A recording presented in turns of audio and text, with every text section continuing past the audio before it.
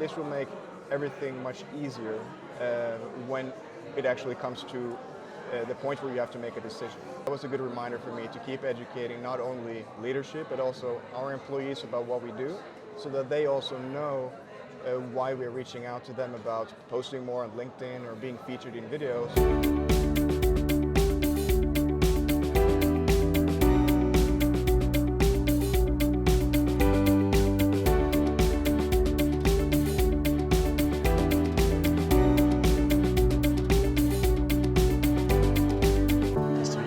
Nice to meet you too. Yeah, good. So you were on stage earlier on this morning, and we're going to have a great conversation later on. But I'm really interested to know about what having been here today, what your, I suppose, key piece of advice would be for employer branders who are listening to this, because they're going through lots of challenges themselves. There'll be stuff that if they came to this conference, they'll be nodding their heads. So what advice would you give employer branders to be successful in what they do and make the world a bit more human? Well, I think that, especially like you say, not everyone has the same budget, which can make it more difficult to get the different objectives that you may have set up. And I think the solution is exactly what we're here for today, which is humans. I think that you should connect more with the people in your company and see how you can raise their voice to talk about your company with people externally. We've had people talking this morning about videos, so getting your employees involved in video in an authentic way. We've also had people talking about an ambassador program, and I think this is a different way for them to raise their own voice by themselves while building their personal brand.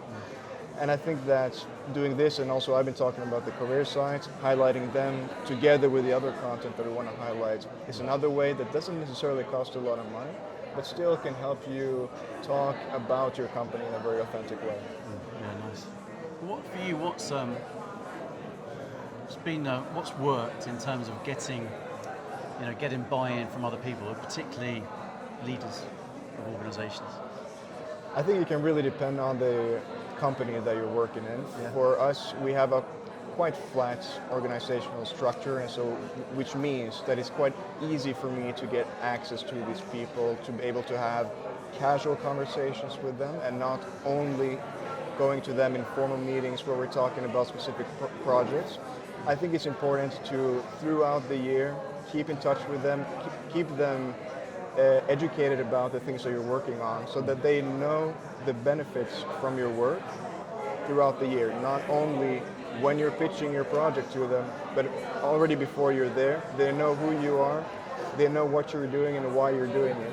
And this will make everything much easier when it actually comes to the point where you have to make a decision. And that's similar when we talk about marketing, we talk about awareness a lot. And actually this is about awareness internally of your projects and what you're trying to achieve and how you're doing it. And people are busy, aren't they? They can forget what's going on. God forbid they can forget what's going on about a career site or a video project or an EVP development program. Awareness is really important.